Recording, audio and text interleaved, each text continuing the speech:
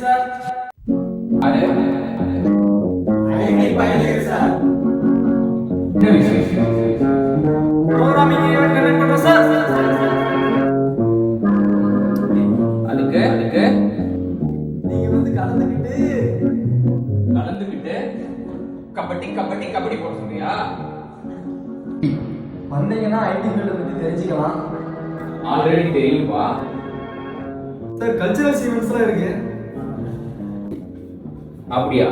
இருக்கட்டும்.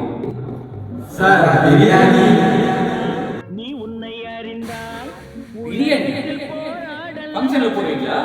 அச்சி உயர்ந்தாலும் தாழ்ந்தாலும் சார் இப்போவே கொண்டு வந்திருக்கோம். நீ வாழலாம். டேய், நீங்க ஐடி பயிலுங்களா?